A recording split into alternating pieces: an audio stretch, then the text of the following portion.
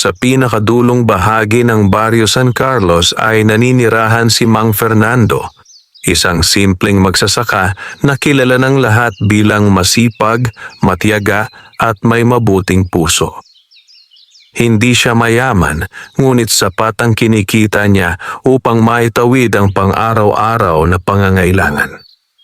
May maliit siyang bahay na yari sa kahoy at yero, napapaligiran ng taniman ng palay, gulayan at ilang punong mangga na siya ring nagbibigay lilim sa kanilang bakuran. Mag-isa na lamang si Mang Fernando sa buhay matapos pumanaw ang kanyang asawa ilang taon na ang nakalipas. Ang kanyang dalawang anak ay kapwa nagtatrabaho na sa malayong lungsod. Paminsan-minsan lamang silang makauwi dahil sa hirap ng buhay. Kaya ang mga hayop sa kanyang bakuran ang nagsisilbing kasama niya sa bawat araw. Mga kambing, ilang itik, 2 baboy, at iba't ibang uri ng manok. Bawat madaling araw ay nagigising ang buong baryo sa tilaok ng mga tandang. Isa itong nakasanayang musika ng mga magsasaka na nagsisilbing hudyat upang simulan ang kanilang gawain. Ngunit sa bakuran ni Mang Fernando ay may isang tandang nakakaiba sa lahat. Ito ay isang malaking tandang na may makintab na puting balahibo, matingkad na pulang palong at mahahabang buntot na kumikislap kapag tinatamaan ng sikat ng araw. Napakaganda nitong pagmasdan. Ngunit may isang bagay na hindi maunawaan ng sinuman. Hindi ito marunong tumilaok. Mula nang ito ay lumaki, ni minsan ay wala pang nakarinig dito ng kahit mahinang tilaok. Kapag ang ibang tandang ay nagsasabay-sabay sa madaling araw, tahimik lamang itong nakatayo, tila nakatingin sa malayo. Marami ang nagtaka. May nagsabing baka ito ay may diferensya. May nagsabing baka ay sinumpa. May ilan ding naniwalang baka hindi talaga ito tunay na tandang. Ngunit para kay Mang Fernando, isa lamang itong ordinaryong alagang hayop na nangangailangan ng pag-aaruga. Isang araw ay dumaan ang kapitbahay niyang si Mang Isko. "Fernando," sabi nito habang nakatingin sa tahimik na tandang. "Sayang ang pagkain mo dyan. Tandang pero hindi marunong tumilaok. Kung ako sa iyo, ibenta mo na." Ngumiti lamang si Mang Fernando. Hindi naman lahat ng halaga ng isang nilalang ay nasusukat sa tilaok. Napailing si Mang Isko. "Bahala ka, pero kakaiba talaga iyang alaga mo." Hindi na lamang sumagot si Mang Fernando. Sa halip ay ipinagpatuloy niya ang pagpapakain sa kanyang mga alagang hayop. Habang lumilipas ang mga linggo, lalong naging kapansin-pansin ang kakaibang asal ng tahimik na tandang. Hindi ito palaaway, hindi ito nakikipagsabong sa ibang tandang. Kapag may batang lumalapit, hindi ito nanunuka. Kapag may matatandang dumaraan, tila sumusunod lamang ito ng dahan-dahan. Para bang nauunawaan nito ang bawat kilos ng tao. Isang umaga, habang nag-aararo si Mang Fernando sa kanyang maliit na bukid, napansin niyang biglang tumakbo ang tahimik na tandang patungo sa pilapil. Paulit-ulit itong lumilingon sa kanya. Parang may nais ipahiwatig. Lumapit si Mang Fernando. Pagdating niya roon ay napansin niyang may malaking bahagi ng pilapil na halos bumigay na dahil sa malakas na ulan noong nakaraang gabi. Kung nagpatuloy sana siya sa pag-aararo nang hindi ito napansin, maaaring bumigay ang lupa at masira ang malaking bahagi ng kanyang taniman. Agad niyang inayos ang pilapil. Pagkatapos ay napatingin siya sa tahimik na tandang. Nakatingin lamang ito sa kanya. Parang wala itong ginawa. Hindi kaya nagkataon lang? Bulong niya sa sarili. Hindi na niya ito gaanong inisip. Ilang araw ang lumipas. Nagtungo siya sa palengke upang bumili ng binhi. Habang papalabas siya ng bahay, biglang humarang ang tahimik na tandang sa kanyang daraanan. Hindi ito umaalis. Marahan niya itong itinaboy, ngunit bumabalik lamang ito. Napailing siya. Makalipas ang ilang minuto ay nagpasya siyang ipagpaliban muna ang pag-alis. Hindi pa man lumilipas ang kalahating oras ay dumating ang balita na may bumagsak na malaking puno sa pangunahing daan papunta sa bayan dahil sa biglaang malakas na hangin. Maraming sasakyan ang naipit. May ilang tao ring nasugatan. Napaupo si Mang Fernando sa kanyang balkonahe habang pinagmamasdan ang tahimik na tandang na naghahanap ng pagkain sa bakuran. Hindi niya maipaliwanag ang kanyang nararamdaman. 2 beses nang tila na ilayo siya sa kapahamakan. Ngunit pinili niyang isipin na pawang mga pagkakataon lamang iyon. Lumipas pa ang ilang linggo. Nagsimula namang mapansin ng mga kapitbahay ang tila magandang pagbabago sa buhay ni Mang Fernando. Mas masagana ang kanyang ani kaysa dati. Ang kanyang mga gulay ay halos walang peste. Ang kanyang mga alagang hayop ay bihirang magkasakit.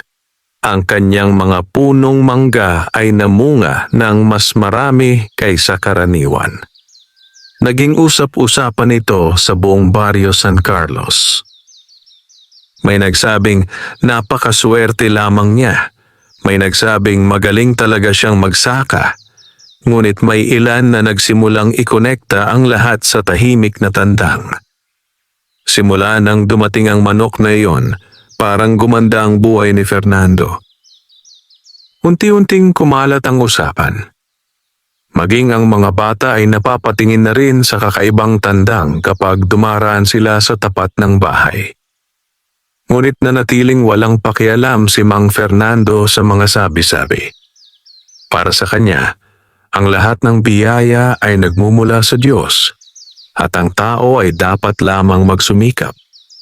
Gayunman, isang kakaibang pangyayari ang tuluyang nagpaisip sa kanya. Isang hapon ay may batang nawawala sa baryo. Halos lahat ng kalalakihan ay nagtulong-tulong sa paghahanap. Lumipas ang ilang oras, ngunit wala pa ring makita. Habang nagpapahinga sandali si Mang Fernando sa kanyang bakuran, napansin niyang ang tahimik na tandang ay mabilis na naglakad palabas ng bakuran. Hindi ito karaniwang ginagawa ng hayop. Sinundan niya ito. Lumiko ito sa makitid na daan patungo sa masukal na bahagi ng baryo. Hindi ito humihinto. Patuloy lamang itong naglalakad na tila alam ang pupuntahan, hanggang sa makarating sila sa isang maliit na bangin na natatakpan ng matataas na damo. Naroon ang nawawalang bata. Nadulas pala ito habang naghahanap ng bunga ng duhat at hindi na makaakyat. Agad na isinama ni Mang Fernando ang bata pa uwi. Labis ang pasasalamat ng mga magulang nito. Kinagabihan ay muling pinag-usapan ng buong baryo ang nangyari. Marami ang nagsabing ang tahimik na tandang ang nagturo kay Mang Fernando kung saan makikita ang bata. Ngunit hindi naniwala ang ilan. Para sa kanila, isa lamang iyong aksidente. Tahimik lamang na nakinig si Mang Fernando. Habang nakaupo siya sa kanyang balkonahe at pinagmamasdan ang maliwanag na buwan, nakita niyang ang puting tandang ay nakatayo sa gitna ng bakuran. Hindi ito natutulog, nakatitig lamang ito sa kalangitan. Sa unang pagkakataon, nakaramdam si Mang Fernando ng kakaibang pakiramdam. Hindi takot, hindi rin pangamba, kundi matinding pag-uusisa. Sino nga ba talaga ang kakaibang tandang na ito? Bakit tila lagi itong nauuna sa mga pangyayaring hindi pa nangyayari? At bakit sa kabila ng pagiging isang tandang, hindi man lamang ito kailanman tumilaok? Hindi pa niya alam na ang mga tanong na iyon ang magsisilbing simula ng isang hiwagang babago hindi lamang sa kanyang buhay, kundi maging sa buong baryo San Carlos. Pagkaraan ng mga pangyayaring naganap sa paghahanap sa nawawalang bata, Mas lalong naging usap-usapan sa buong baryo San Carlos ang tahimik na tandang ni Mang Fernando. Sa bawat tumpukan sa tindahan ni Aling Rosa, sa ilalim ng malaking punong akasya, at maging sa palengke tuwing araw ng bentahan, iisa ang madalas na pinag-uusapan. May kakaiba raw sa manok ni Mang Fernando. May mga naniniwala na ito ay may dalang biyaya. May ilan namang nagsasabing baka isa lamang itong pambihirang pagkakataon na pinagsama-sama ng tadhana. Ngunit kahit magkakaiba ang kanilang opinyon, walang makapagkakaila na sunod-sunod ang magagandang nangyayari sa buhay ng matandang magsasaka. Habang ang ibang bukirin ay unti-unting naaapektuhan ng peste, ang palayan ni Mang Fernando ay nananatiling luntian. Ang mga uhay nito ay mabibigat at halos yumuyuko sa dami ng butil. Maging ang kanyang mga gulayan ay hitik sa ani. Ang mga talong ay malalaki, ang mga kamatis ay mapupula, at ang mga sitaw ay mahahaba at sariwa. Nang dumating ang panahon ng anihan, halos doble ang kanyang naipong palay kumpara sa mga nakaraang taon. Marami ang nagtaka. Isang umaga ay dumalaw si Kapitan Emilio sa bahay ni Mang Fernando. Matagal na niyang kakilala ang matandang magsasaka at alam niyang hindi ito mahilig magmalaki. Ngunit hindi niya rin maikubli ang kanyang pagkamangha. Naglakad sila sa gilid ng bukid habang pinagmamasdan ang mga inaning palay na nakasalansan sa kamalig. Napangiti si Kapitan Emilio. "Fernando, napakaganda ng ani mo ngayong taon." Ngumiti lamang si Mang Fernando. "Pinagbutihan ko lang ang pag-aalaga sa lupa." Marami ang nagsasabing may kinalaman daw ang puting tandang mo. Bahagyang natawa si Mang Fernando. Kung swerte man ang dala niya, biyaya pa rin yun ng Diyos. Hindi naman kayang gumawa ng himala ng isang hayop kung hindi pa hihintulutan ng may kapal. Tumango ang kapitan. Nagustuhan niya ang kasagutan ng matanda. Hindi naglaon ay dumating ang isang negosyanteng bumibili ng ani mula sa kalapit na bayan. Nagulat ito sa kalidad ng mga palay ni Mang Fernando. Halos walang sirang butil at pantay-pantay ang laki ng bawat uhay. Nagalok ito ng mas mataas na presyo kaysa karaniwan. Hindi makapaniwala si Mang Fernando. Sa unang pagkakataon matapos ang maraming taon ng paghihirap, nakapagtabi siya ng sapat na ipon. Hindi pa roon natapos ang mga biyaya. Ilang araw matapos maibenta ang kanyang ani, ay dumating ang kanyang panganay na anak mula sa Maynila. Mahigit 1 taon na rin silang hindi nagkita. Napansin agad ng anak ang malaking pagbabago sa kanilang tahanan. Mas maayos na ang bubong, may bagong pintuan, at napalitan na ang mga sirang bahagi ng dingding. Habang nag-uusap sila sa ilalim ng punong mangga, napansin ng anak ang puting tandang. Tahimik lamang itong naglalakad sa bakuran. "Hindi ba ito tumitilaok?" tanong nito. "Hindi pa simula nang dumating siya, pero napakaganda niya." Tumango si Mang Fernando. "Marahil ay may kanya-kanya tayong paraan ng pagpapakita ng halaga." Hindi na nagsalita ang anak. Kinagabihan ay masayang nagsalo-salo ang mag-ama. Matagal na panahon ding hindi naging ganoon kasaya ang bahay. Ngunit kinaumagahan ay may isa na namang kakaibang pangyayari. Habang naghahanda si Mang Fernando upang pumunta sa kabilang baryo, napansin niyang muli siyang hinarangan ng tahimik na tandang. Hindi ito umaalis sa harap ng kanyang pintuan. Sa pagkakataong iyon ay hindi na niya ito itinaboy. Naupo muna siya sa bangko sa may balkonahe. Makalipas ang ilang sandali ay dumating ang isang magsasakang hinihingal sa pagtakbo. Ikinuwento nitong bumigay ang lumang tulay na daraanan sana ni Mang Fernando. Kung natuloy siya sa kanyang pag-alis ng maaga, Malamang ay isa siya sa mga naipit sa aksidente. Napabuntong hininga ang matanda. 3 beses na siyang tila na ilayo sa kapahamakan. Hindi na niya ito maipaliwanag bilang simpleng pagkakataon lamang.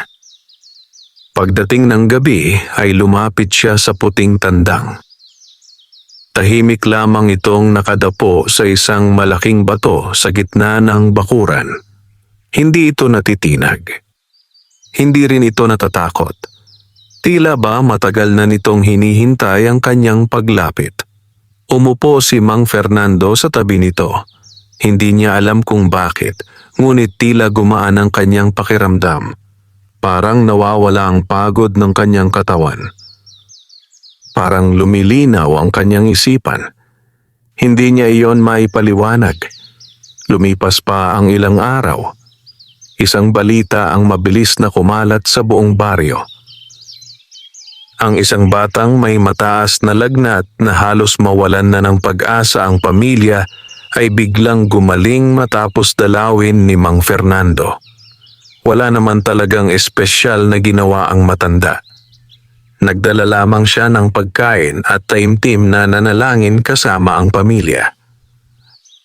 Ngunit napansin ng ilan na habang nasa bahay siya ay nakasunod lamang sa kanya ang puting tandang. Mula noon ay nagsimulang maniwala ang ilan na may dalang mabuting kapalaran ang kakaibang manok.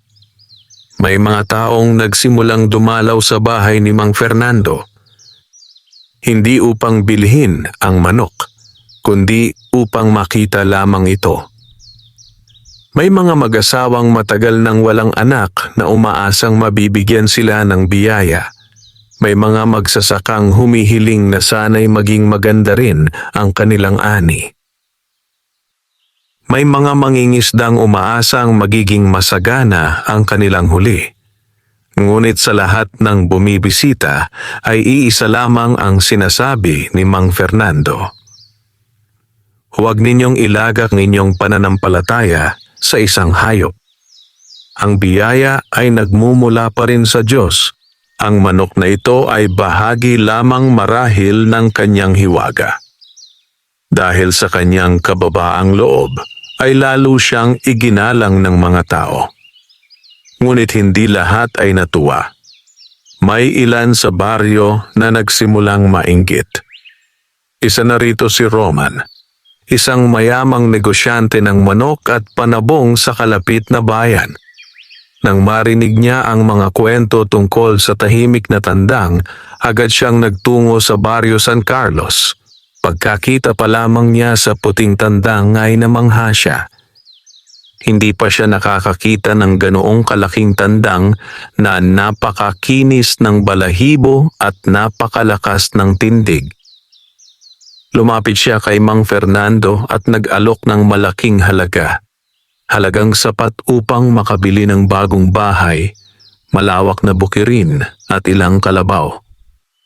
Ngunit ngumiti lamang si Mang Fernando. Hindi ko siya ipinagbibili. Dinagdagan pa ni Roman ang kanyang alok. Muli itong tinanggihan. Lalong lumaki ang halagang inalok. Ngunit nanatiling matatag ang sagot ng matanda. Hindi lahat ng bagay ay may katumbas na salapi. Umalis si Roman na hindi maitago ang pagkainis. Habang papalayo siya, ay lumingon siya sa puting tandang. Tahimik lamang itong nakatingin sa kanya. Hindi ito gumagalaw. Ngunit sa hindi maipaliwanag na dahilan, ay nakaramdam si Roman ng kakaibang kaba. Samantala, si Mang Fernando ay hindi na mapalagay. Ramdam niyang unti-unting nababago ang tingin ng mga tao sa kanyang alaga. Ang iba ay humahanga, ang iba ay naiinggit, at ang ilan ay tila may masamang binabalak. Hindi pa niya alam na ang pagdating ni Roman sa kanilang baryo ang magiging simula ng mas mabibigat na pagsubok na haharapin nilang dalawa ng tahimik na tandang, at ang lihim na matagal nang nakatago ay unti-unti nang magsisimulang magpakita ng tunay nitong anyo. Lumipas ang ilang araw, matapos ang pagdalaw ni Roman sa baryo San Carlos. Ngunit hindi pa rin mawala sa isip ni Mang Fernando ang kakaibang tingin ng mayamang negosyante sa kanyang puting tandang. Hindi iyon simpleng paghanga. May bakas iyon ng matinding pagnanais na mapasa kanya ang manok, anuman ang maging kapalit. Samantala, naging mas tahimik pa ang puting tandang. Madalas itong makita sa ilalim ng matandang punong mangga sa bakuran, nakatayo lamang at tila pinagmamasdan ng paligid. Hindi ito lumalayo sa bahay ni Mang Fernando, ngunit kapansin-pansing parang lagi itong nagbabantay. Isang umaga, habang nagdidilig si Mang Fernando ng kanyang mga gulay, may humintong mamahaling sasakyan sa tapat ng kanyang bahay. Mula rito ay bumaba si Roman kasama ang dalawa niyang tauhan. Magalang silang sinalubong ng matandang magsasaka. Inanyayahan niya ang mga ito na maupo sa ilalim ng punong mangga at inalok ng malamig na tubig. Matapos ang ilang sandaling katahimikan ay nagsalita si Roman. "Fernando, pinag-isipan kong mabuti ang tungkol sa puting tandang mo." Tahimik lamang na nakinig si Mang Fernando. "Handa akong magbayad ng 5 beses sa una kong alok." Napatingin ang dalawang tauhan kay Mang Fernando. Alam nilang napakalaking halaga noon. Sapat yun upang mabago ang buhay ng sino mang magsasaka, ngunit nanatiling payapa ang mukha ng matanda. "Maraming salamat sa iyong alok, Roman, ngunit hindi ko pa rin siya ipagbibili." Bahagyang kumunot ang noo ng negosyante. "Bakit? Isa lamang naman siyang manok." Umiling si Mang Fernando. "Maaaring manok lamang ang tingin mo sa kanya, ngunit naging bahagi na siya ng aking buhay. Hindi lahat ng bagay ay maaaring ipagpalit sa salapi." Natahimik si Roman. Hindi siya sanay na tinatanggihan, lalo na kapag malaking halaga ang kanyang iniaalok. Tumayo siya at dahan-dahang naglakad palapit sa puting tandang na noon ay nakatayo lamang sa ilalim ng puno. Nagkatinginan ng tao at ang manok. Hindi man lang umurong ang tandang. Hindi rin ito nagpakita ng takot. Tahimik lamang itong nakatitig kay Roman. Sa hindi maipaliwanag na dahilan ay nakaramdam ang negosyante ng kakaibang bigat sa kanyang dibdib. Agad siyang tumalikod. "Magbabago rin ang isip mo, Fernando." Pagkasabi niyon ay sumakay na siya sa sasakyan at tuluyang umalis. Matagal na pinagmasdan ni Mang Fernando ang sasakyang papalayo. May kakaiba siyang kutob. Hindi niya alam kung bakit, ngunit pakiramdam niya ay hindi pa iyon ang huling pagdalaw ni Roman. Kinagabihan ay nagtipon-tipon ang ilang matatanda sa baryo sa harap ng tindahan ni Aling Rosa. Napag-usapan nila ang pagdating ng mayamang negosyante. May ilan ang nagsabing sana'y tinanggap na lamang ni Mang Fernando ang malaking halaga. May iba namang humanga sa kanyang katapatan. Sinabi ng pinakamatandang residente ng baryo na si Lolo Simeon, may mga bagay na hindi dapat ipinagbibili. Hindi dahil mahal ang halaga, kundi dahil hindi pa natin nauunawaan ang tunay nitong layunin. Marami ang napaisip sa kanyang sinabi. Samantala, pagsapit ng hating gabi ay nagising si Mang Fernando, hindi dahil sa tilaok ng manok, kundi dahil sa kakaibang katahimikan. Karaniwan ay may maririnig siyang huni ng kuliglig o ihip ng hangin. Ngunit ng gabing iyon ay tila huminto ang buong paligid. Lumabas siya ng bahay. Nakita niyang nakatayo ang puting tandang sa mismong harap ng kanilang bakuran. Nakaharap ito sa daang papasok sa baryo. Hindi ito gumagalaw, parang may hinihintay. Sinundan ni Mang Fernando ang direksyon ng tingin nito. Wala siyang nakitang tao. Makalipas lamang ang ilang minuto ay may 3 lalaking nakaitim ang dahan-dahang dumaan sa kalsada. Palihim ang kanilang kilos. Hindi sila taga Barrio San Carlos. Nagtago si Mang Fernando sa likod ng bakod habang pinagmamasdan ng mga ito. Narinig niyang nag-uusap ang mga lalaki.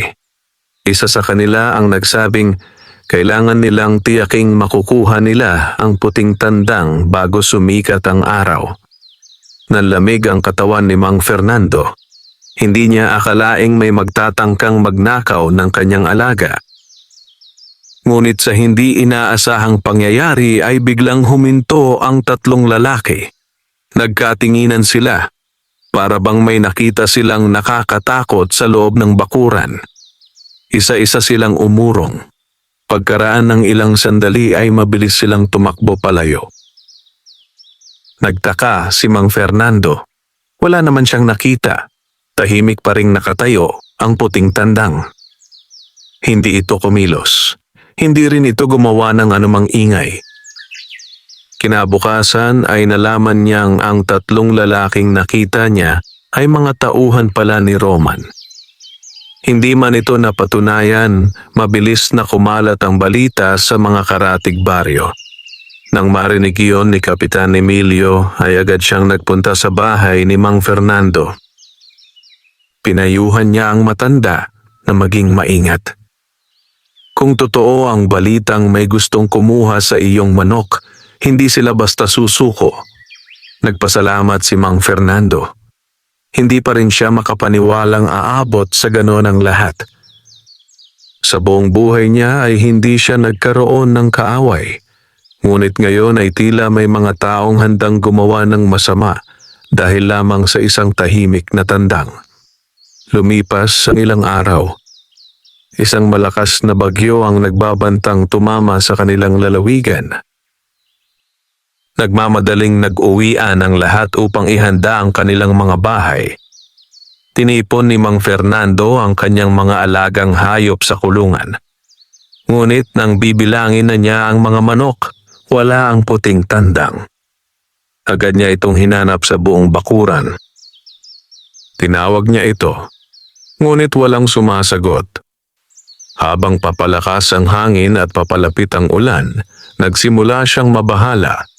Hindi niya alam kung saan ito nagpunta.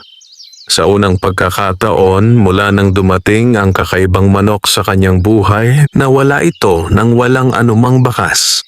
At habang nagsisimulang dumilim ang kalangitan, hindi pa alam ni Mang Fernando na ang pagkawala ng tahimik na tandang ay may kaugnayan sa isang lihim na matagal nang nakabaon sa kasaysayan ng Barrio San Carlos.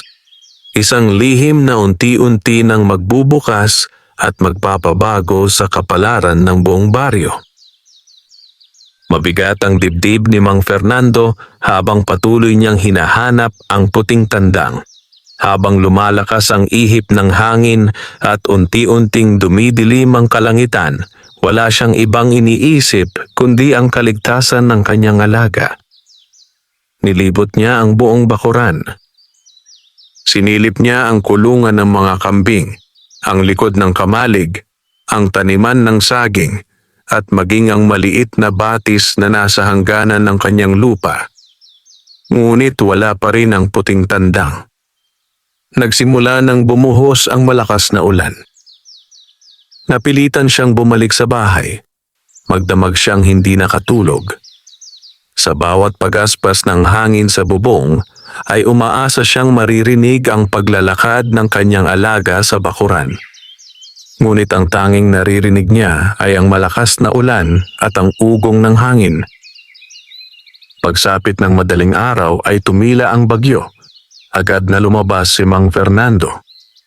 Nagkalat sa paligid ang mga naputol na sanga at nalaglag na bunga ng mangga. May ilang bahagi ng bakod na nasira, ngunit nanatiling matatag ang kanyang bahay.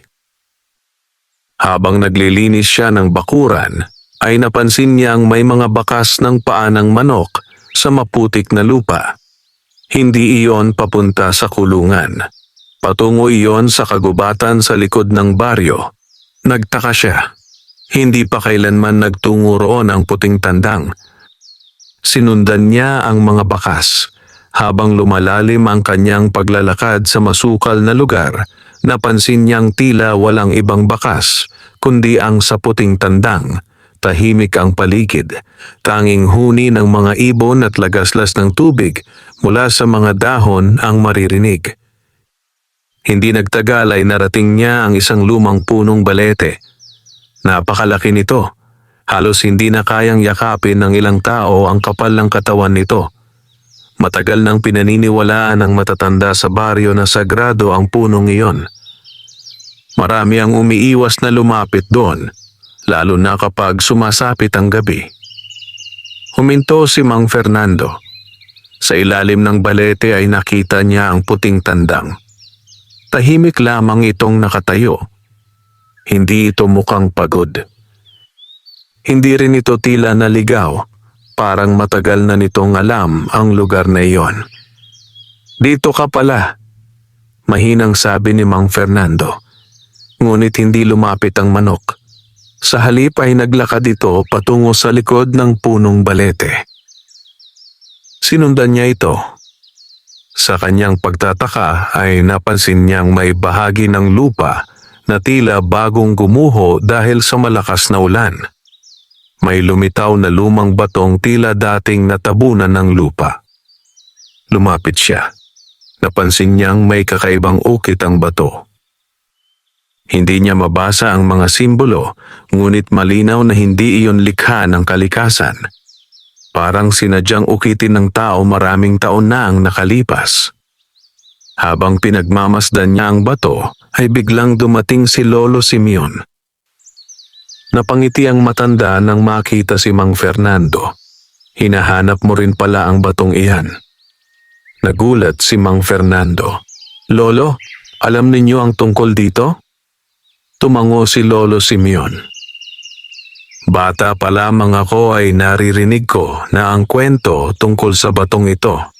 Sinasabing matagal na itong nakatago sa ilalim ng balete." Tahimik na nakinig si Mang Fernando. Wala nang halos naniniwala ngayon, akala ng marami ay alamat lamang. Tinapik ni Lolo Simeon ang lumang bato. "Ayon sa kwento ng aming mga ninuno, may isang panahon na halos magutom ang buong baryo San Carlos dahil sa sunod-sunod na tagtuyot. Wala nang tumutubong palay at halos mawalan na ng pag-asa ang mga tao." Napatingin si Mang Fernando sa puting tandang.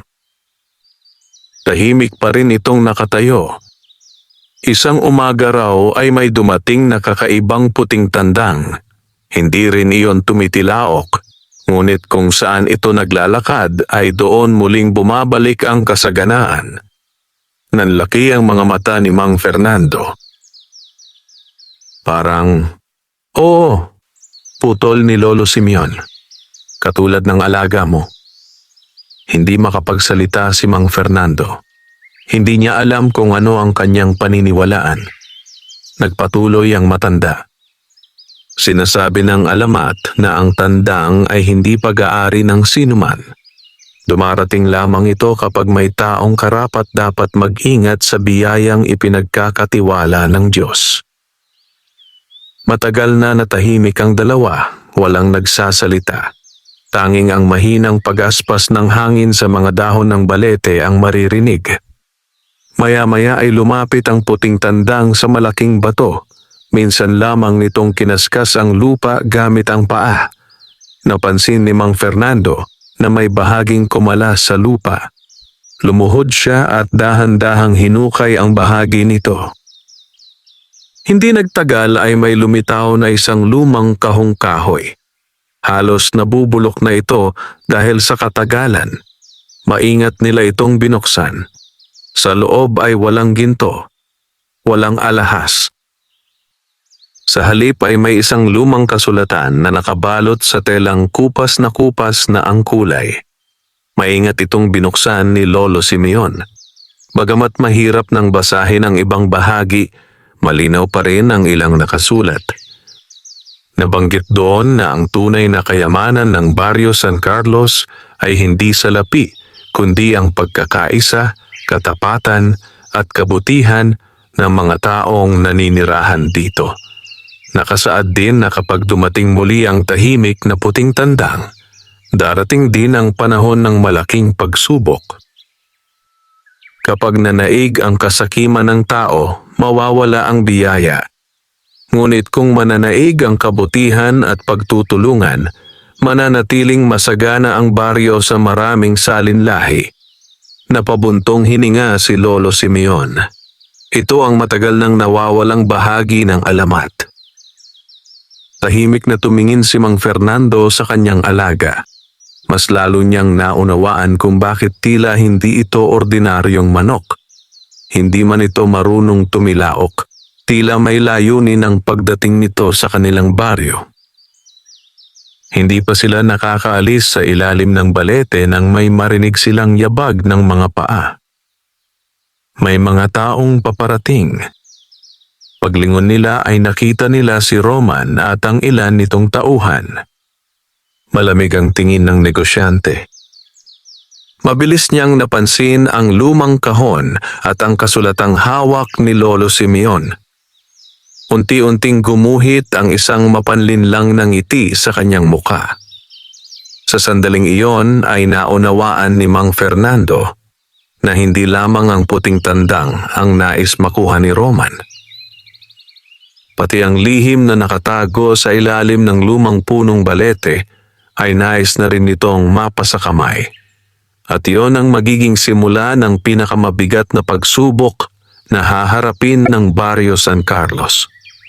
Nanatiling tahimik ang paligid sa ilalim ng matandang punong balete habang magkatapat na nakatayo sina Mang Fernando at Roman.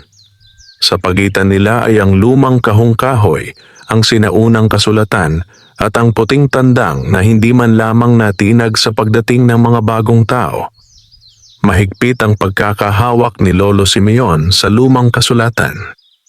Ramdam niyang mahalaga ang nilalaman nito, hindi lamang para kay Mang Fernando kundi para sa buong Barrio San Carlos. Lumapit si Roman ng dahan-dahan. Hindi na mababakas sa kanyang muka ang magalang na anyong ipinakita noong una siyang dumalaw sa bahay ni Mang Fernando. Sa halip ay makikita ang matinding pagnanais na mapasakamay ang anumang lihim na nakatago sa lugar na iyon.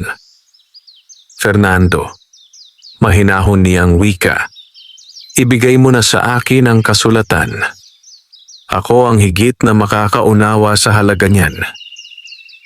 Umiling si Mang Fernando. Hindi ito akin. Hindi rin ito sa iyo. Bahagi ito ng kasaysayan ng ating baryo. Bahagyang ngumiti si Roman, ngunit malamig ang kanyang mga mata. Kung ganoon, magkano ang gusto mo? Hindi sumagot ang matanda. Nagpatuloy si Roman. Bibilhin ko ang kasulatan. Bibilhin ko rin ang puting tandang.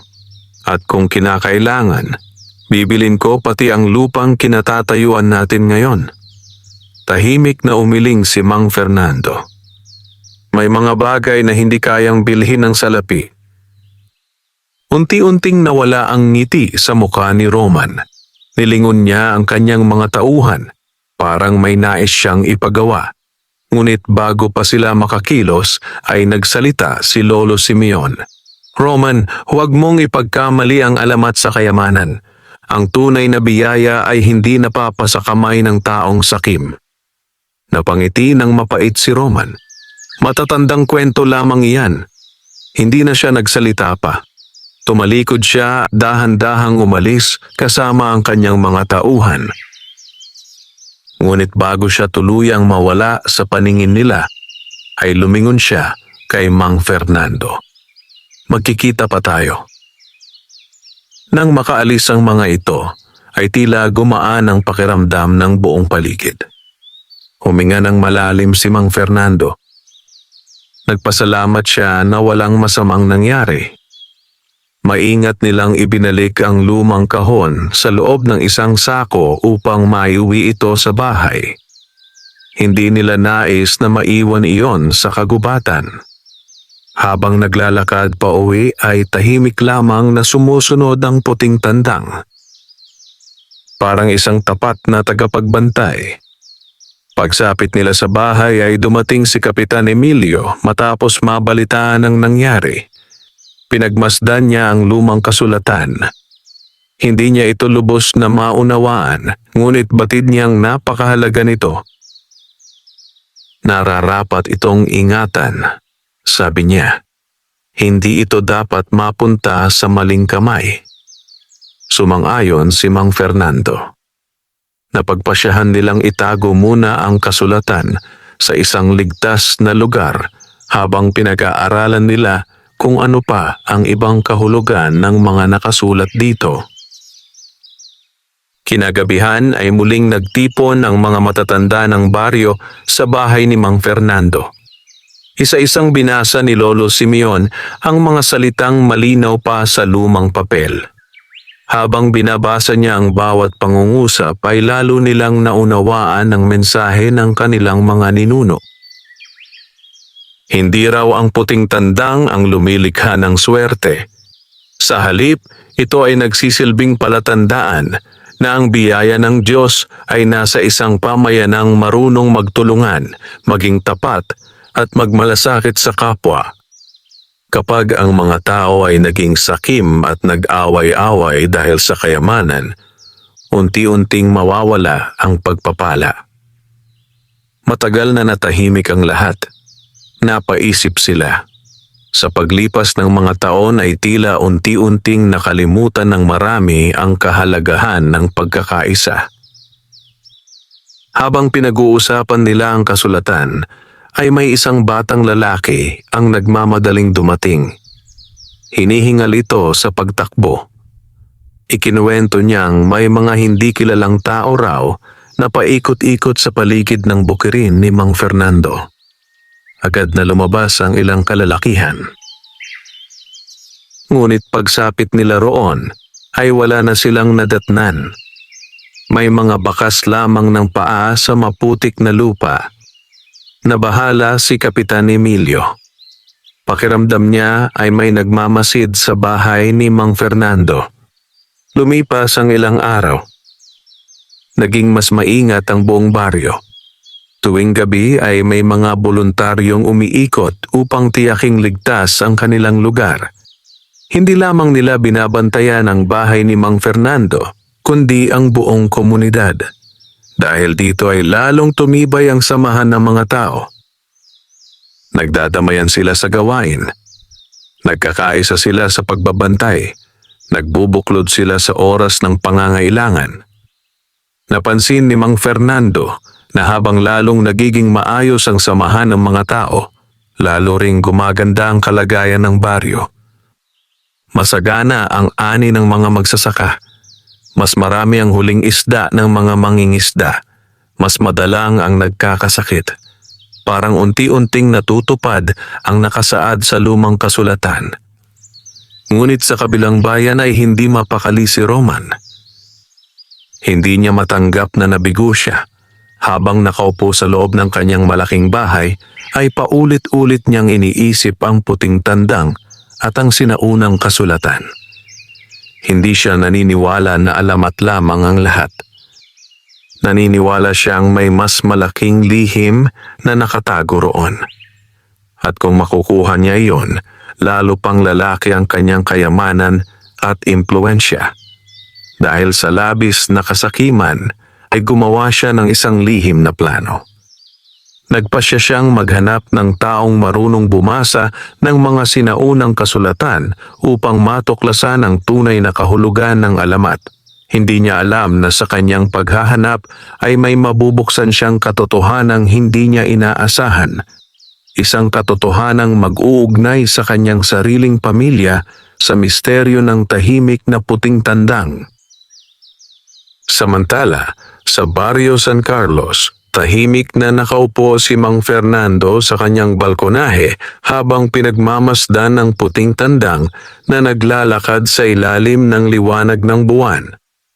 Sa kabila ng katahimikan ng gabi, dama niyang may paparating na mas mabigat na pagsubok. At batid niyang hindi na lamang ang kanyang pamilya ang nakataya, kundi ang kapayapaan at kinabukasan ng buong baryo San Carlos. Lumipas ang ilang araw matapos mabasa ng mga matatanda ng baryo San Carlos ang nilalaman ng sinaunang kasulatan. Bagamat nanatiling payapa ang baryo, dama ng lahat na tila may mabigat na pagsubok na papalapit. Ang bawat isa ay naging mas maingat, lalo na si Mang Fernando na hindi na halos iniiwan ang kanyang puting tandang. Tuwing umaga ay magkasama silang umiikot sa bukirin. Habang nagdidilig si Mang Fernando ng kanyang mga tanim, tahimik lamang na sumusunod ang tandang sa kanyang likuran. Hindi ito lumalayo at tila laging nagmamasid sa paligid. Napansin ng mga taga-baryo na lalo pang gumaganda ang kanilang pamumuhay. Masagana ang ani ng palay, mas malalaki ang bunga ng mga puno, at maging ang mga balon na dati halos matuyo ay muling napuno ng malinaw na tubig. Marami ang nagsasabing pinagpapala ang kanilang baryo. Ngunit sa kabilang bayan ay hindi mapakali si Roman. Hindi niya matanggap ang paulit-ulit na pagtanggi ni Mang Fernando. Higit sa lahat, hindi niya matanggap na may isang alamat na tila nagtatago ng isang lihim na hindi niya nauunawaan. Isang araw ay naglakbay siya patungo sa isang malayong bayan upang hanapin ang pinakamatandang tagapag-ingat ng mga lumang kasulatan. Kilala ang matandang iyon bilang si Don Aurelio, isang iskolar na maraming taong nag-aral ng kasaysayan ng mga sinaunang pamayanan. Pagdating ni Roman sa bahay ng matanda, ay inilabas niya ang isang papel kung saan kinopya niya ang ilang bahagi ng kasulatang nakita nila sa ilalim ng punong balete. Tahimik na binasa iyon ni Don Aurelio. Habang lumilipas ang mga sandali, ay unti-unting nagbago ang kanyang mukha. Napabuntong hininga siya. "Saan mo nakuha ang mga salitang ito?" tanong niya. Hindi nagsabi ng totoo si Roman. "Namana lamang namin sa aming pamilya." Muling pinagmasdan ng matanda ang sulat. "Kung gayon ay may hindi sinabi sa iyo ang iyong mga ninuno." Nagtaka si Roman. "Ano ang ibig ninyong sabihin?" Tahimik na tumayo si Don Aurelio at kumuha ng isang lumang aklat mula sa kanyang estante. Maingat niya itong binuksan. Sa loob ay may mga tala tungkol sa kasaysayan ng iba't ibang baryo at angkan. Isa sa mga pahina ay may nakasulat na pangalan ng Baryo San Carlos. Nang mabasa iyon ni Roman ay mabilis ang tibok ng kanyang puso.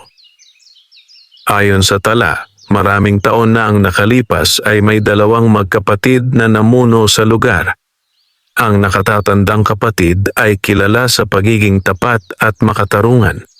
Ang nakababatang kapatid naman ay naging sakim at ninais ang lahat ng kayamanan ng baryo. Dahil sa kanyang kasakiman ay sinubukan niyang hulihin ang mahiwagang puting tandang na itinuturing na sagisag ng biyaya. Ngunit sa halip na yumaman ay sunod-sunod na kamalasan ang dumating sa kanilang pamilya. Mula noon ay napilitang lisanin ng kanilang angkan ang Baryo San Carlos. Tahimik na isinara ni Don Aurelio ang aklat. Pagkatapos ay tumingin siya kay Roman.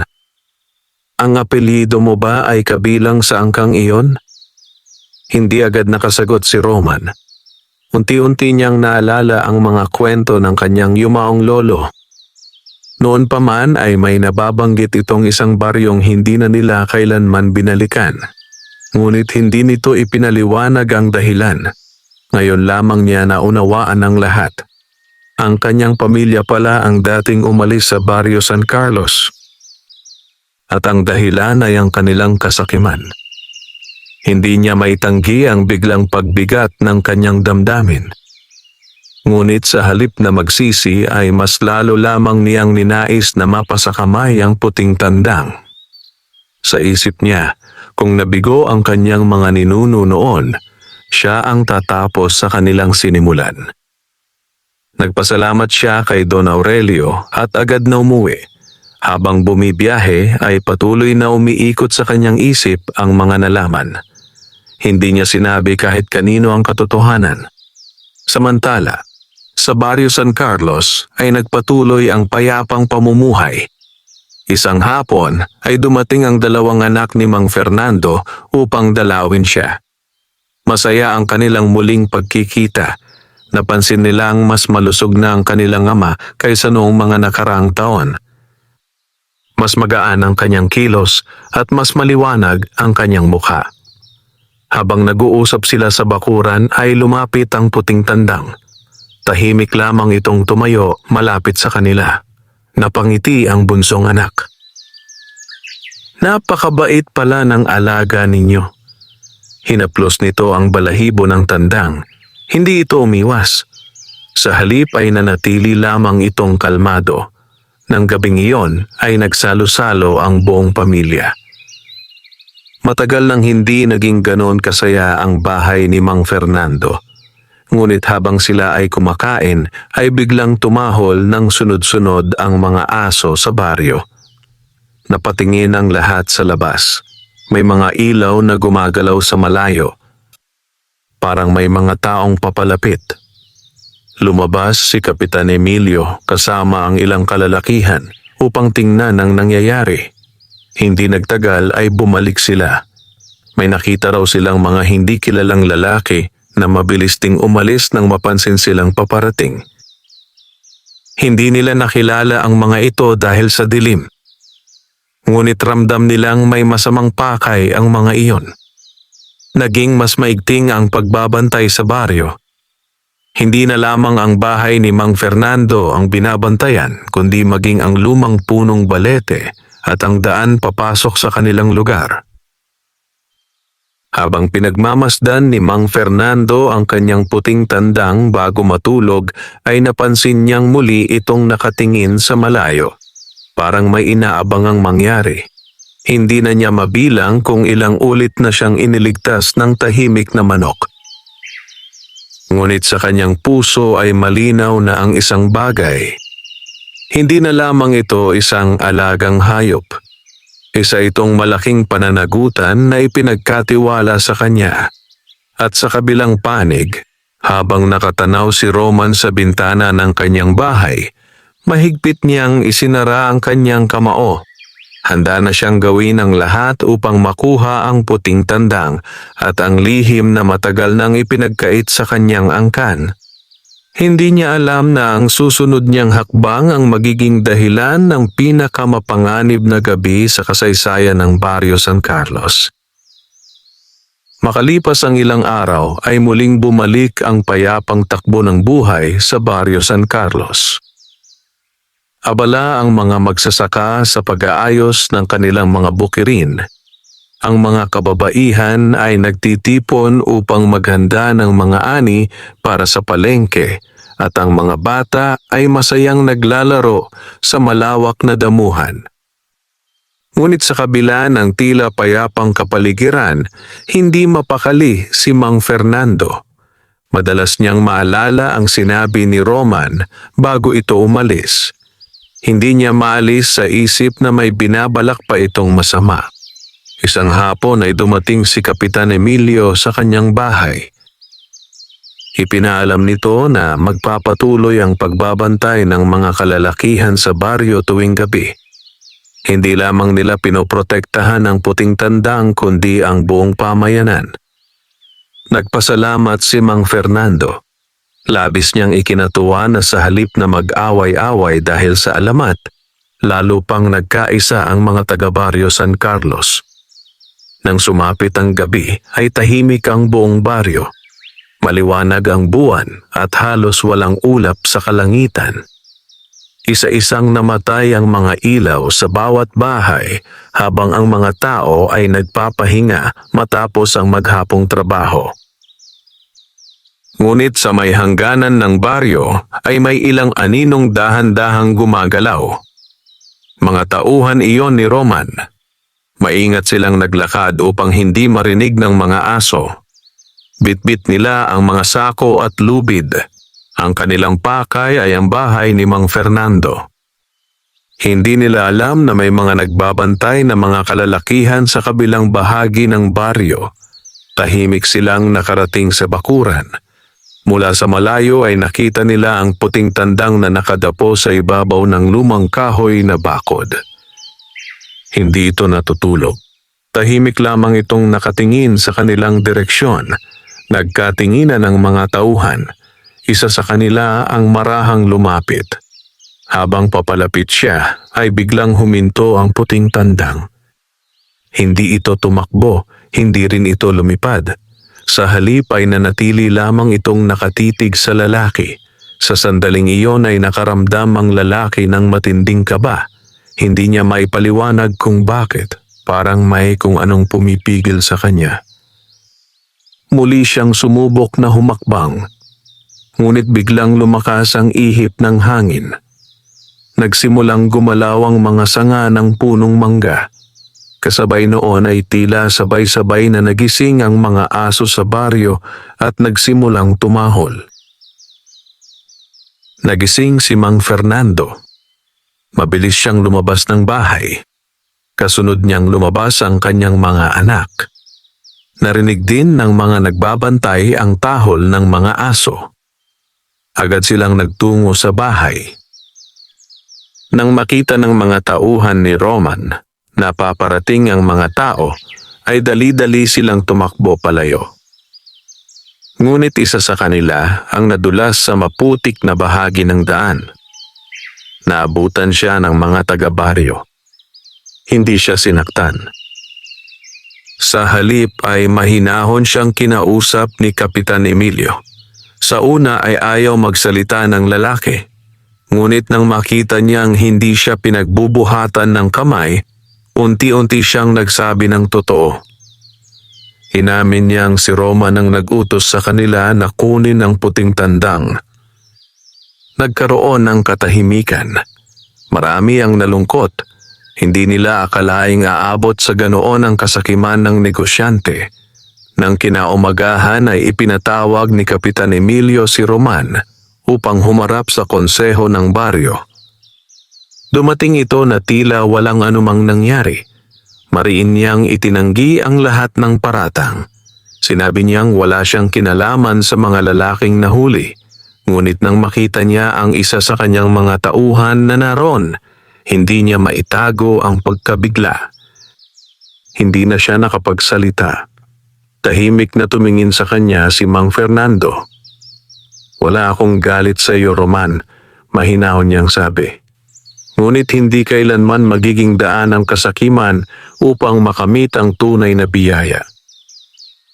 Napayuko ang ilang taong nakikinig. Maging si Lolo Simeon ay nagsalita. Ang alamat ay paulit-ulit na nagbibigay ng babala. Ang biyaya ay hindi ibinibigay sa taong inuuna ang sariling kapakanan. Hindi sumagot si Roman. Tahimik siyang umalis sa harap ng konseho. Ngunit habang naglalakad pa uwi ay lalo lamang tumindi ang kanyang galit. Pakiramdam niya ay pinahiya siya sa harap ng marami tao. Sa kanyang isipan ay hindi pa tapos ang lahat. Samantala, sa Barrio San Carlos ay lalo pang tumibay ang samahan ng mga mamamayan. Nagkasundo silang magtulungan hindi lamang sa pagbabantay, kundi maging sa pagtatanim, pag-aani, at pagtulong sa mga pamilyang nangangailangan. Napansin nilang habang mas nagkakaisa sila, lalo ring nagiging masagana ang kanilang baryo. Maging ang mga karatig bayan ay nagsimulang humanga sa kaayusan ng kanilang pamayanan. Maraming dumadalaw upang matuto kung paano nila napapanatili ang pagkakaisa. Ngunit isang gabi, habang tahimik na nagpapahinga si Mang Fernando, muling lumapit sa kanya ang puting tandang. Hindi ito nanatili sa bakuran. Dahan-dahan itong naglakad patungo sa lumang punong balete. Sinundan ito ni Mang Fernando. Pagdating nila roon ay napansin niyang may bahagi ng lupa na muling gumuho dahil sa ulan.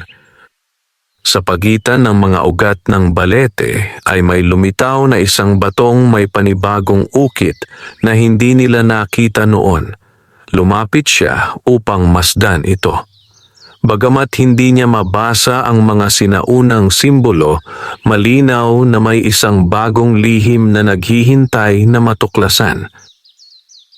At hindi niya alam na ang lihim na iyon ang magpapasya kung mananatili ba ang biyaya sa Barrio San Carlos o tuluyan na itong maglalaho. Madaling araw nang makarating si Mang Fernando at ang puting tandang sa ilalim ng matandang punong balete. Hindi pa sumisikat ang araw, ngunit sapat na ang mapusyaw na liwanag ng umaga upang makita ang batong bahagyang nakausli sa pagitan ng malalaking ugat ng puno. Tahimik na pinagmasdan ni Mang Fernando ang mga ukit. Hindi niya maunawaan ang kahulugan ng mga sinaunang simbolo, ngunit daman niyang may mahalagang mensaheng nakatago roon. Hindi nagtagal ay dumating sina Lolo Simeon at Kapitan Emilio. Ikinuwento ni Mang Fernando ang kanyang natuklasan. Maingat na nilinis ni Lolo Simeon ang batong natatakpan ng putik at lumot. Habang unti-unting luminaw ang mga ukit ay napansin nilang may ilang salitang kahawig ng nasa lumang kasulatan. Bagamat hindi ganap na mabasa ang lahat, may isang bahagi na malinaw pa ring nauunawaan. Nakasulat doon na darating ang panahon na susubukin ang puso ng mga tao. Hindi raw ang lakas o kayamanan ang magliligtas sa baryo, kundi ang kanilang katapatan sa isa't isa. Kapag nanaig ang kasakiman, kusa raw aalis ang biyayang matagal nang nagbabantay sa kanilang lupain. Matagal na walang nagsalita. Parang bawat isa ay nagmumuni-muni sa kahulugan ng mensaheng iyon.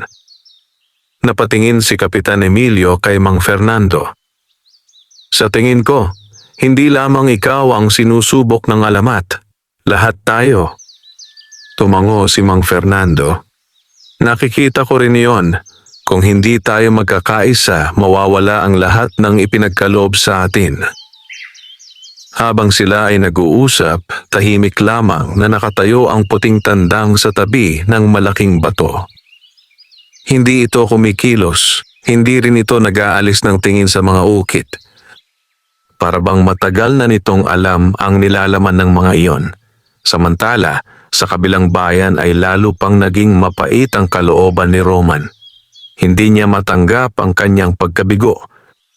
Pakiramdam niya ay siya ang nararapat magkaroon ng puting tandang dahil ang kanyang mga ninuno ang minsang naging bahagi ng Barrio San Carlos. Sa kanyang pag-iisip ay hindi niya nakitang ang ugat ng kanilang kabiguan, noon ay ang kanilang sariling kasakiman. Sa halip ay naniwala siyang may nagkait lamang sa kanila ng biyaya. Isang hapon ay tinipon niya ang ilan sa kanyang mga tauhan. Ipinahayag niyang hindi na niya hahabulin ang puting tandang. Nagulat ang lahat. Ngunit sa loob-loob niya ay mayroon na pala siyang ibang balak. Nais niyang sirain ang pagkakaisa ng Barrio San Carlos. Batid niyang kung magkakawatak-watak ang mga tao, kusa ring mawawala ang biyayang ipinagmamalaki ng baryo. Makalipas ang ilang araw ay may mga tsismis na kumalat. May nagsasabing si Mang Fernando lamang ang yumayaman dahil sa puting tandang. May nagsasabing itinatago raw niya ang tunay na kayamanang natagpuan sa ilalim ng punong balete. May ilan ding nagsimulang magtanong kung bakit hindi ibinabahagi ang kasulatan sa lahat. Unti-unting nagkaroon ng pagdududa ang ilang mamamayan. Napansin ito ni Mang Fernando. Hindi siya nagalit. Sa halip ay ipinatawag niya ang lahat ng taga-baryo sa liwasan. Dumalo ang mga matatanda, kabataan, magsasaka, mangingisda at mga ina ng tahanan. Sa harap ng lahat ay inilabas niya ang sinaunang kasulatan. Ipinahawak niya ito kay Lolo Simeon upang muling basahin. Tahimik na nakinig ang lahat. Habang binibigkas ang bawat nakasulat ay unti-unting naunawaan ng mga tao ang tunay na kahulugan ng alamat. Hindi pala tungkol sa kayamanan ng mensahe. Hindi rin tungkol sa mahiwagang kapangyarihan ng isang manok. Ang tunay na biyaya ay ang pagkakaroon ng pusong marunong magmahal sa kapwa, tumulong sa nangangailangan at maging tapat sa bawat isa. Napahiya ang mga naniwala sa maling tsismis. Isa-isa silang lumapit kay Mang Fernando upang humingi ng paumanhin. Ngumiti lamang ang matanda. Walang dapat pag-awayan. Ang biyayang ibinibigay ng Diyos ay hindi para sa iisang tao lamang. Para ito sa ating lahat. Labis na naantig ang mga taga-baryo. Sa araw ding iyon ay nagpasya silang gumawa ng isang kasunduan. Magtutulungan silang pangalagaan ang kanilang baryo. Tutulungan nila ang bawat pamilyang nangangailangan. Hindi nila hahayaang manaig ang inggit at kasakiman. Habang nagaganap ang pagtitipon ay tahimik na naglalakad ang puting tandang sa gitna ng mga tao. Hindi ito iniiwasan ng mga bata. Hindi rin ito kinatatakutan ng matatanda. Para bang isa na itong tunay na bahagi ng kanilang pamayanan. Ngunit sa di kalayuan ay may isang pares ng matang lihim na nagmamasid. Si Roman. Nakita niya kung paano muling nagkaisa ang mga taga-baryo San Carlos. Hindi nagtagumpay ang kanyang planong paghahasik ng pagdududa. Mahigpit niyang ikinuyom ang kanyang mga kamao. Sa kanyang puso ay alam niyang isa na lamang ang natitirang paraan upang makuha ang nais niya. Isang paraang maaaring magdulot ng malaking panganib hindi lamang kay Mang Fernando kundi sa buong baryo. Hindi niya alam na ang hakbang na iyon ang magiging simula ng huling paghaharap sa pagitan ng kasakiman at kabutihan. Isang paghaharap na magpapasya sa kinabukasan ng puting tandang at ng Baryo San Carlos. Lumipas ang ilang araw matapos muling magkaisa ang mga taga-Baryo San Carlos. Muling naging masigla ang pamumuhay sa kanilang lugar. Ang mga magsasaka ay nagtutulungan sa bukirin, ang mga mangingisda ay nagbabahaginan ng kanilang huli, at ang mga kabataan ay sama-samang naglilinis ng mga daan at paligid ng baryo. Ngunit sa kabila ng katahimikang iyon ay hindi nawawala ang pangamba ni Mang Fernando. Pakiramdam niya ay hindi pa sumusuko si Roman. Tuwing gabi ay tahimik niyang pinagmamasdan ng puting tandang na nakatayo sa gitna ng bakuran. Hindi pa rin ito kailanman tumilaok. Ngunit sa bawat pagkakataong nakikita niya ito ay tila lumalakas ang kanyang loob. Isang gabi, habang natutulog ang karamihan sa mga taga-baryo, isang malakas na ulan ang biglang bumuhos. Mabilis na lumakas ang hangin, nagdilim ang buong paligid. Sa gitna ng unos ay may ilang lalaking nakasuot ng mga kapote na palihim na pumasok sa Baryo San Carlos. Kasama nila si Roman. Hindi na niya ipinagkatiwala sa iba ang kanyang balak. Siya mismo ang nanguna. Tahimik silang nagtungo sa bahay ni Mang Fernando. Ngunit bago pa sila makarating sa bakuran, ay biglang huminto ang puting tandang. Nakatayo ito sa harap ng bahay. Hindi ito gumagalaw. Hindi rin ito tumatakbo. Tahimik lamang itong nakatitig kay Roman. Nagkatinginan ang dalawa. Sa sandaling iyon ay tila nawala ang ingay ng ulan sa pandinig ni Roman. Hindi niya maipaliwanag ang naramdaman. Parang may biglang bumalik na alaala sa kanyang isipan. Naalala niya ang kanyang lolo. Bata pa lamang siya noon nang minsang sabihin ng matanda, "Anak, huwag mong hanapin ang biyayang nawala sa ating angkan kung ang puso mo ay puno ng kasakiman. Hindi iyon kailanman mapapasa atin." Noon ay hindi niya naunawaan ang mga salitang iyon. Ngunit ngayon ay malinaw na ang kahulugan. Nanginginig ang kanyang mga kamay. Napatingin siya sa puting tandang. Hindi ito nagpapakita ng galit. Hindi rin ito umaatake. Tahimik lamang itong nakatingin sa kanya na para bang hinihintay ang kanyang magiging pasya. Sa likuran ni Roman ay naghihintay ang kanyang mga tauhan. Naghihintay lamang sila ng kanyang utos. Ngunit hindi siya makapagsalita. Makalipas ang ilang sandali ay lumabas si Mang Fernando mula sa bahay. Hindi siya nagdala ng anumang sandata. Tahimik siyang lumapit kay Roman. Roman, mahinahon niyang sabi, hanggang kailan mo dadalhin ang bigat ng nakaraan? Napayo ko ang negosyante. Hindi niya inaasahang ganoon ang maririnig niya. Akala niya ay sasalubungin siya ng galit, ngunit kabutihan ang ipinakita sa kanya.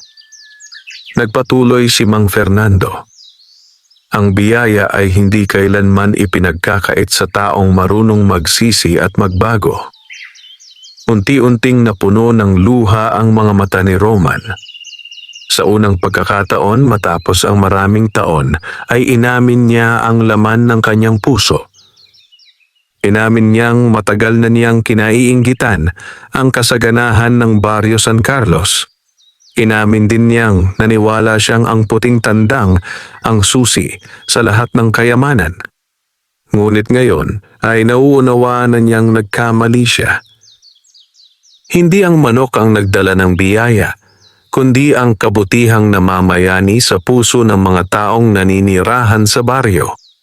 Isa-isa niyang pinababa ang mga kagamitang dala ng kanyang mga tauhan. Inutusan niya silang umuwi. Tahimik silang sumunod. Pagkatapos ay humarap siya kay Mang Fernando. Humihingi ako ng tawad. Hindi agad nagsalita ang matanda.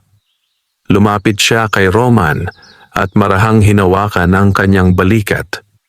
Ang taong marunong humingi ng tawad ay marunong ding magsimulang muli.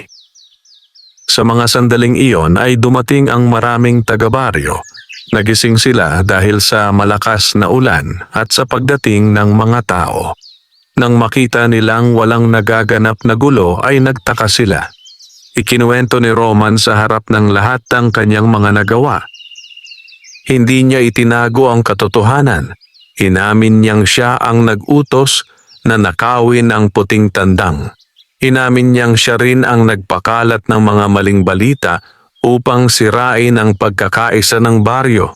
Tahimik na nakinig ang lahat. Marami ang nasaktan sa kanyang mga inamin. Ngunit nakita rin nila ang tunay na pagsisisi sa kanyang mukha. Tumayo si Lolo Simeon. Ang alamat ay hindi lamang tungkol sa biyaya. Tungkol din ito sa pagpapatawad. Kung walang pagpapatawad, hindi magiging buo ang ating pagkakaisa. Isa-isang tumango ang mga tao. Tinanggap nila ang paghingi ng tawad ni Roman. Sa unang pagkakataon matapos ang mahabang panahon ay nakaramdam siya ng gaan sa kanyang dibdib. Habang unti-unting tumitila ang ulan ay lumapit ang puting tandang kay Roman. Tumigil ito sa kanyang harapan. Marahang yumuko ang negosyante. Hindi siya nangahas na hawakan ng manok. Sa halip ay ngumiti lamang siya.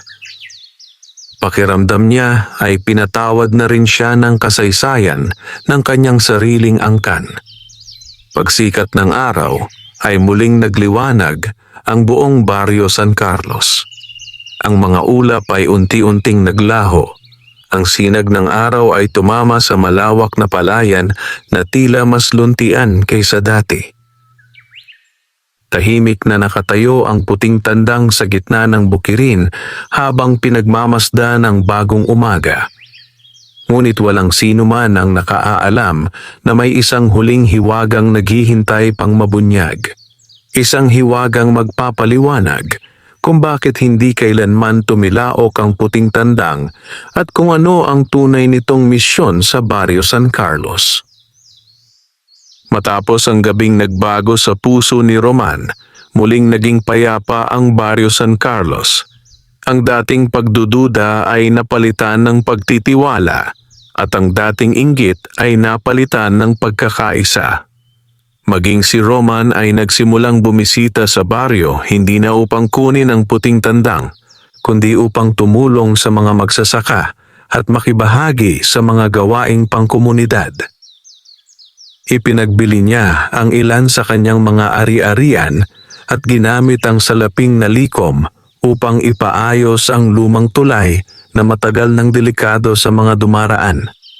Nagpagawa rin siya ng balon para sa mga pamilyang malayo sa pinagkukunan ng tubig at nagbigay ng mga binhi sa mga magsasakang walang pambili para sa susunod na taniman. Unti-unti niyang ibinalik ang tiwalang nawala sa kanya. Natuwa si Mang Fernando sa malaking pagbabagong iyon. Madalas silang magkasamang naglalakad sa bukirin.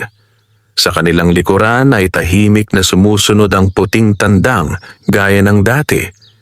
Hindi ito nagbago, hindi pa rin ito tumitilaok, ngunit hindi na iyon pinagtatakhan ng mga tao. Sa halip, natutuhan nilang tanggapin na may mga hiwagang hindi kailangang ipaliwanag upang paniwalaan. Lumipas ang ilang buwan, masagana ang naging ani ng buong baryo. Wala ni isang pamilyang nagutom. Ang mga bata ay nakapag-aral ng maayos at ang mga matatanda ay hindi na gaanong nag-aalala sa kanilang kabuhayan. Isang umaga ay muling nagtungo sina Mang Fernando, Roman, Kapitan Emilio at Lolo Simeon sa matandang punong balete. Nais nilang muling tingnan ang sinaunang bato at ang lugar kung saan natagpuan ang lumang kasulatan. Tahimik ang paligid. Tila mas maliwanag ang sikat ng araw sa bahaging iyon ng kagubatan. Habang nakatayo sila sa ilalim ng punong balete, ay dahan-dahang lumapit ang puting tandang. Hindi ito nagmamadali. Bawat hakbang nito ay tila may kahulugan. Huminto ito sa harap ng malaking bato. Pagkatapos ay tumingin ito kay Mang Fernando. Matagal silang nagkatitigan. Napangiti ang matandang magsasaka. Hindi niya maipaliwanag kung bakit, ngunit pakiramdam niya ay may nais ipahiwatig ang kanyang alaga. Biglang umihip ang banayad na hangin. Isa sa mga tuyong dahon ang nalaglag sa ibabaw ng bato.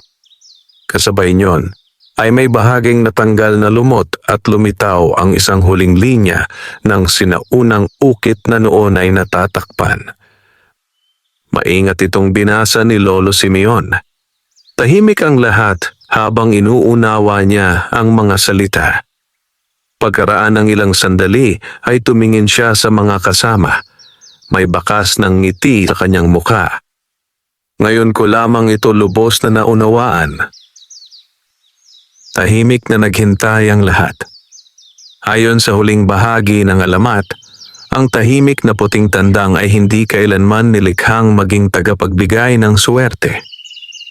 Isa lamang itong tagapagpaalala. Kapag lumilitaw ito sa isang baryo, nangangahulugan itong may pagkakataon pa ang mga tao na piliin ang kabutihan kaysa kasakiman. Hindi ito tumitilaok sapagkat hindi nito kailangang tawagin ang mga tao sa pamamagitan ng ingay. Ang tunay na panawagan ay ang kanilang sariling budhi. Kung makikinig sila sa tinig ng kabutihan sa kanilang puso, mananatili ang biyaya. Kung magpapadala sila sa kasakiman at pagmamataas, kusa itong aalis. Natahimik ang lahat.